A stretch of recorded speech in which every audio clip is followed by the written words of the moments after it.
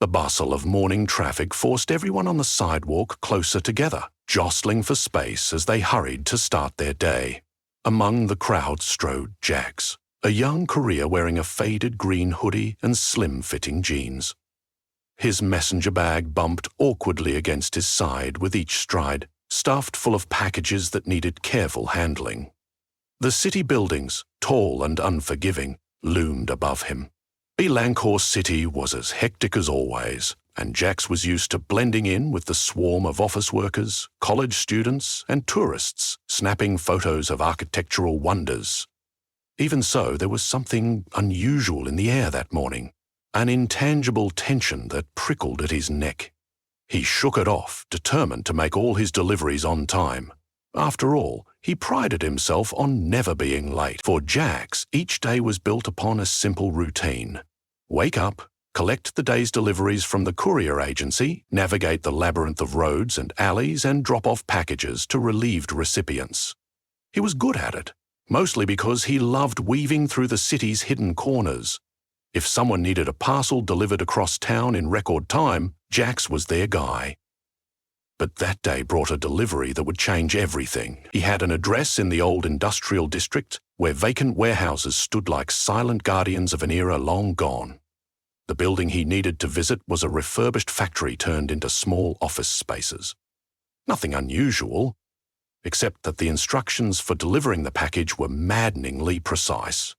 Knock twice on the metal door, wait 7 seconds, and slide the parcel through the slot. Do not open the package. Jax had seen plenty of peculiar notes from clients. Some demanded complete privacy, others insisted on no contact, but these instructions felt more cryptic than any he'd encountered. Still, Jax followed them exactly. He rapped on the metal door. 2 sharp knocks. He stared at the rusted paint until 7 seconds passed in his head, then located the narrow slot at knee level. Sliding the package in, he figured that was the end of it. But before he could turn away, he noticed a strange circular symbol etched beside the door handle. It looked like a swirling design, lines crossing over each other in a complex knot. Intrigued, he traced a finger across the grooves. The metal felt warm to the touch, which was bizarre because the chilly morning air had made even door handles feel like ice. A faint glow flickered along the edges of the carving, and the sensation made him suddenly yank his hand back. The door opened. A tall man in a black coat peered out, his face partially shadowed by a high collar.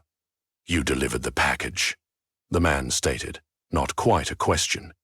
Jax nodded, clutching his messenger bag protectively. The stranger locked eyes with him.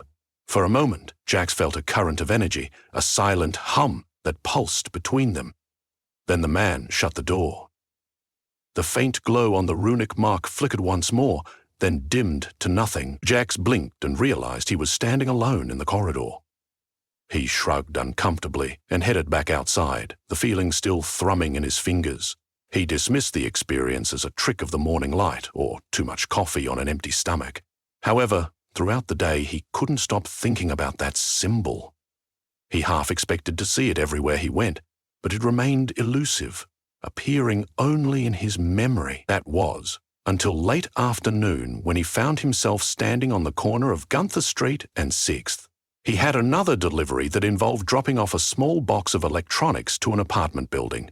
While waiting for the crosswalk, he noticed a peculiar chalk mark drawn on the back of a bus stop bench. It was smaller and less precise, but unmistakably the same swirling pattern. Curiosity got the better of him, and he ventured closer. Kneeling in the middle of passers-by who gave him odd looks, Jax studied the chalk lines. He was certain it matched the symbol from the warehouse door. Without thinking, he reached out to touch it. As soon as his fingertips met the chalk lines, an electric tingle raced up his arm. He felt momentarily dizzy, a swirl of light enveloped his vision, and when it receded, he was standing somewhere else entirely. The sidewalk replaced by a narrow alley. Confusion flooded him as he spun around, disoriented. The chalk mark he'd been studying was nowhere in sight. Realizing that the small box he was supposed to deliver still hung from his shoulder, Jax took stock of his surroundings. He was in a narrow alley behind a bakery he recognized, only that bakery was a few blocks away from the bus stop bench he'd just been near. The fact that he had seemingly teleported was impossible to process, but there was no other explanation. He felt breathless, panic and wonder warring within him. How had he traveled across town in a flash? What had triggered it?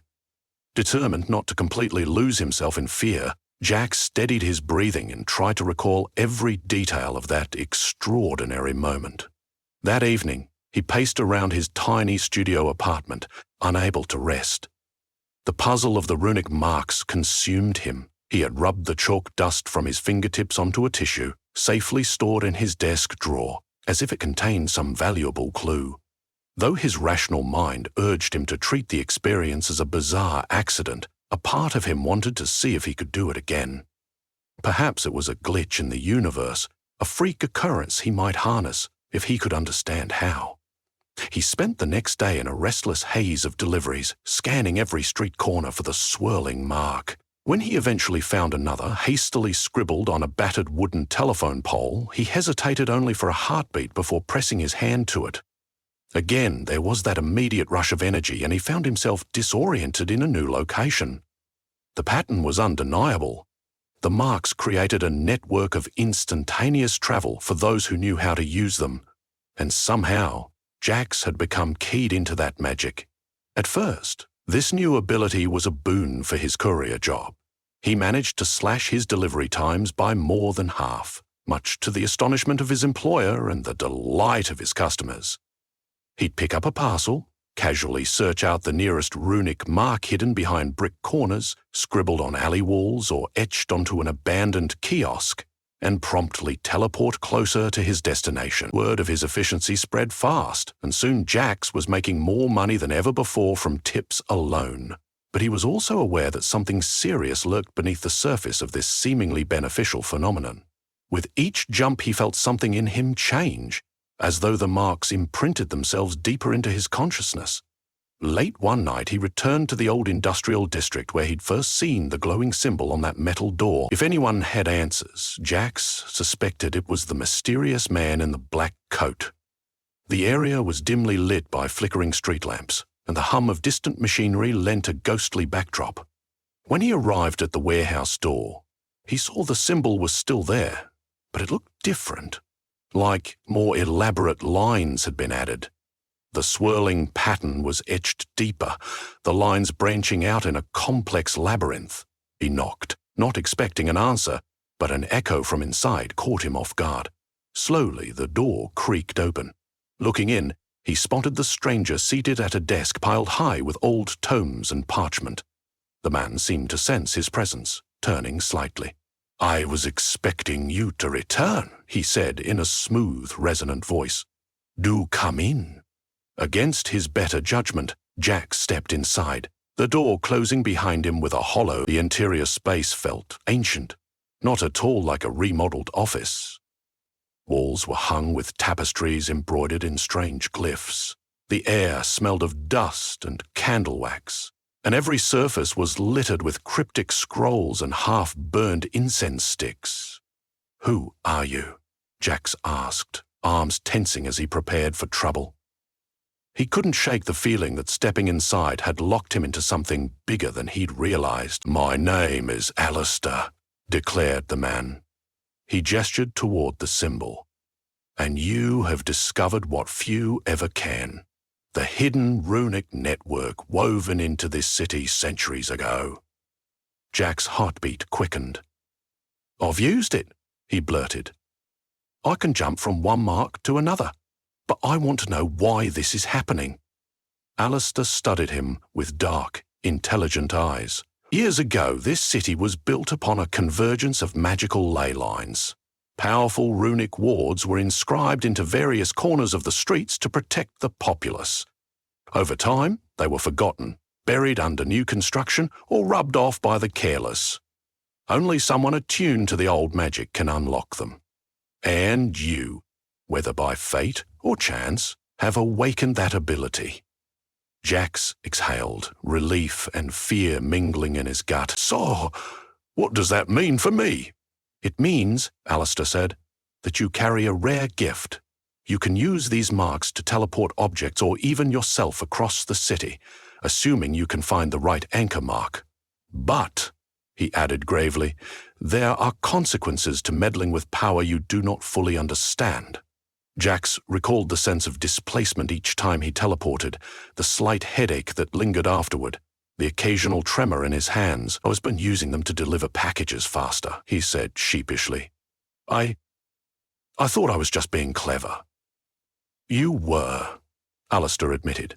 "But every spell, every piece of magic has a toll. Keep using them blindly, and you risk tearing rifts in the very network that supports the city. Mistakes can lead to permanent distortions, strange happenings, vanishings, or worse." Jack swallowed, suddenly aware that what he'd considered a fun advantage was anything but a simple trick. "Can you teach me?" he asked quietly. "I don't want to cause harm. I just want to make a living. Maybe understand this, so I don't destroy anything." For a flicker of a moment, Alistair's features softened. Then he nodded. "I will instruct you in the basics. But you must swear never to abuse this gift. If you do, others far less forgiving than I will come knocking." As they spent the next hour going over the fundamentals of runic magic, Jax learned why each line in the swirl mattered, how the direction of the spiral determined the flow of energy, and how channeling intention was crucial for stable teleportation. He learned that the runic marks were once part of a city-wide system to transport healers and supplies in times of crises centuries past. That made him feel oddly noble, as though he were continuing a legacy, even if it was just to get people their mail and packages on time. After that night, Jax began practicing more consciously. Instead of just slapping his hand on every runic mark he saw, he'd pause, close his eyes, and focus his intent on a destination. He discovered that if he pictured a certain runic mark in his mind, the jump stabilized, making it less disorienting. He even tested delivering larger objects, guided by Alistair's occasional advice, scattered through cryptic text messages or whispered meetings in dark alleys. No matter how secretive Alistair was, Jax appreciated the mentorship. Things were going smoothly, but neither Jax nor Alistair were prepared for the events that unfolded next. Word spread in the underbelly of the city about an uncanny courier who delivered parcels in impossible time. At first it was just idle chatter among businesses, but soon more dangerous ears were listening. They were the sort of people who thrived on the black market, smuggling contraband and rare artifacts. They knew that if Jax could teleport packages using arcane methods, it would be incredibly valuable for illicit trade. One evening, while Jax was walking home after a day's work, two men stepped out of an unlit doorway and blocked his path. Both were tall, wearing hooded jackets, stony expressions on their faces. One had a small tattoo of a dagger on his neck, the other had a suspicious bulge in his coat, likely a concealed weapon. Jax's adrenaline spiked. He glanced around, but the street was deserted at this hour. "You're the courier, aren't you?" asked the first man. "The one who can move packages in interesting ways." "I don't know what you're talking about," Jax attempted, though his voice betrayed him with a slight quiver. "Don't play dumb." The second man reached into his coat, just enough to show a glint of metal. "We've been watching you. We want your services, and we'll pay handsomely." He flipped a small card Jax's way. On it was a stylized swirl in imitation of the runic pattern.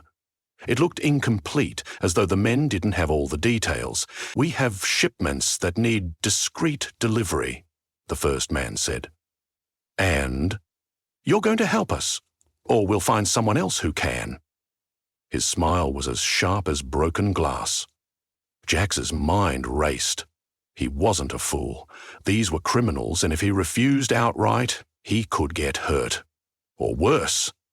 But if he complied, he'd be aiding them in smuggling contraband. He instinctively took a step back, pressing himself against the wall. He'd seen enough men like this to know negotiation was tricky. "Look, I just deliver normal packages," he tried. "I can't." "Save the lies," interrupted the man with the dagger tattoo. "We'll be in touch soon, and if you don't cooperate, we'll make things difficult." Before Jax could respond, They melted back into the cover of night. He rushed to his apartment, heart pounding like a drum.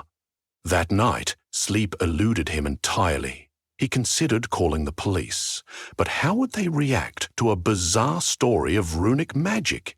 They'd likely laugh him out of the station or lock him up for insanity. In frustration, he decided to calm himself by examining the runes he'd documented in a small notebook. Looking at the pages of carefully copied symbols, he was reminded of Alistair's warning. Misuse of the magic, or letting it fall into the wrong hands, would be catastrophic. Over the next few days, Jax tried to go about his regular courier tasks while staying alert. True to their word, the criminals approached him again. Corners of their lips curled in smirks under the neon lights of a run-down bar. This time, they presented him with a small metal box. "Deliver this," they said, "to the old train yard by midnight. Use your special method." "We'll know if you don't." Jax took the box, its cold surface bringing a sense of dread. Whatever was inside felt heavy, in more ways than one. He wandered the streets until dusk, thinking about how he could escape their grip. He nervously fiddled with the runic marks he'd drawn on scraps of paper, wishing for a guide. Desperate, he sent a text to Alistair, explaining the situation and pleading for help. No response came. Midnight approached swiftly. With no better plan, Jax headed to a runic mark hidden in a deserted side street. He held the metal box under his arm, closed his eyes, and tried to visualize a runic symbol near the old train yard. In case the criminals were watching, he'd at least appear to be following through. Yet he couldn't shake the nagging sense that this was the wrong move. At the last moment, a hand gripped his shoulder. Jax nearly jumped out of his skin, pivoting to see Alistair's lean figure behind him. The older man's expression was tense. "You can't give them what they want," Alistair whispered. "The contents of that box, they intend to use it to replicate the runic energy. They have a relic capable of amplifying magic. If they manage to link it to the marks, they can teleport more than just packages. They can move entire squads, weaponry, cause chaos." Fear made Jack's mouth go dry. "I didn't know," he stammered. "What should I do? They're threatening me." He instinctively tightened his grip on the metal box, as though it might jump out of his hands. Alistair glanced around, the night thick with shadows. "We need to seal away that relic. If we can place it inside a break in the network somewhere, the runic lines have collapsed. It will be trapped, unable to link to the other marks." "How do we find a break in the network?" Jax asked, remembering Alistair's warnings about rifts and distortions. "I know one spot," Alistair said. "The place where the original runic wards were cast centuries ago. It's beneath the city library in the catacombs. The lines there have long fractured, forming a magical dead zone.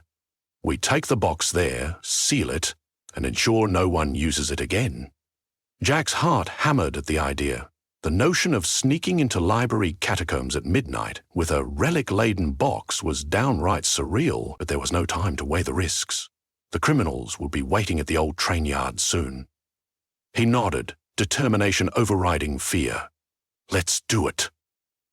Slipping through empty back streets, they made their way toward the Delancourt City Library, a looming structure of ornate stone columns and Gothic windows. Security outside was minimal at this time of night. A few cameras, a locked door. Alistair murmured an incantation, and Jax felt a muted pulse of energy as one of the runes Alistair carried on a wooden talisman flickered.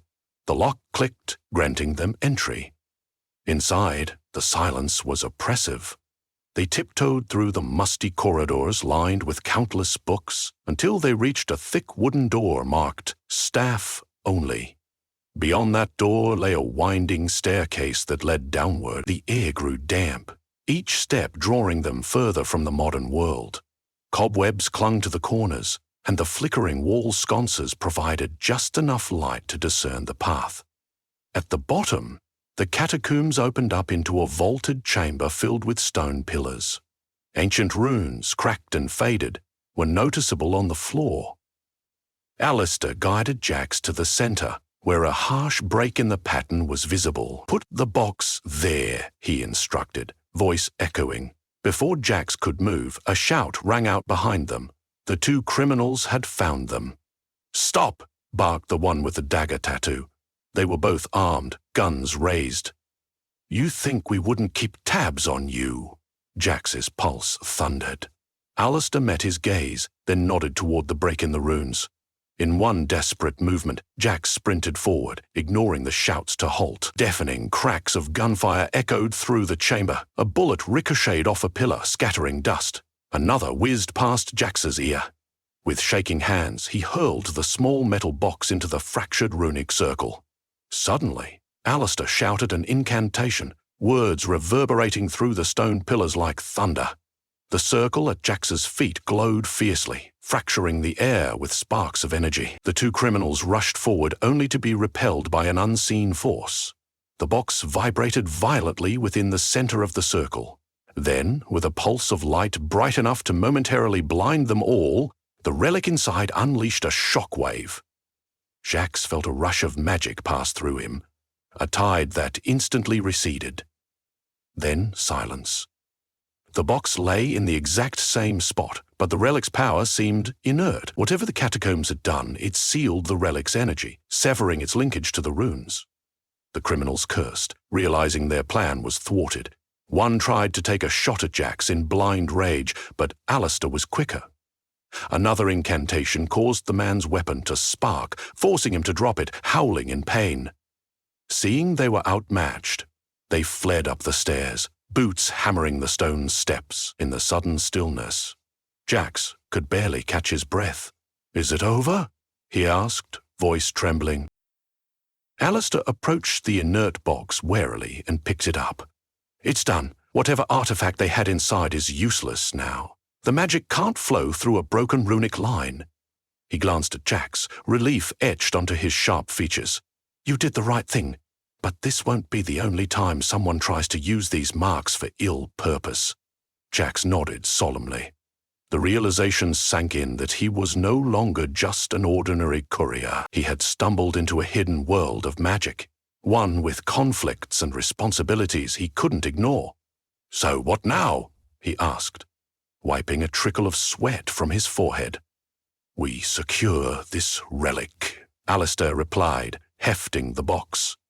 "And I train you further. The city's wards are fragile after centuries of neglect. You have a knack for activating them, but you also have the capacity to protect them." A sense of gravity and acceptance settled over Jax. He thought of all those intricate runic marks hidden across the city, a neglected heritage waiting to be rediscovered and guarded. He realized that his role as a courier might expand into something bigger, not only delivering packages, but also safeguarding the arcane network that made instantaneous travel possible and preventing it from falling into the wrong hands. Despite the danger he faced that night, an odd excitement buzzed in his veins. Perhaps it was the magic weaving its influence into him, or maybe it was the realization that the city he knew and loved held secrets far more fascinating than any routine day job could provide. Walking back up the steps, he saw the flickering torchlight cast two elongated shadows, his and Alistair's, side by side. They left the library together, stepping into the moonlit streets. For a moment, the city looked different to Jaxless, a collection of tall buildings and slick sidewalks, and more a living tapestry of hidden glyphs, arcane powers, and ancient guardians. He could sense the runes, feel their quiet hum beneath his feet. He was part of this mystery now. Early morning light began to spill across the grey stones of Dilelancourt City as they parted ways at a secluded alley. Alistair vanished into the night without a formal goodbye, leaving Jax alone to watch the city wake up. In a few hours, the streets would again swarm with commuters, tourists, and oblivious residents who'd never suspect the tapestry of runic marks woven through their daily paths. Jax realized he had tomorrow's schedule of deliveries in his messenger bag, plus an unexpected new mission: to protect a hidden legacy. With a deep breath, he headed home, exhausted yet exhilarated. He had a few hours to rest, but he knew sleep wouldn't come easily. A courier's job never truly ended, especially one entrusted with guarding ancient Runic secrets. And in the hush before dawn, Jax felt a thrill that maybe, just maybe, he was exactly where he was meant to be standing, at the intersection of the mundane and the magical, bearing witness to a world few would ever dream existed.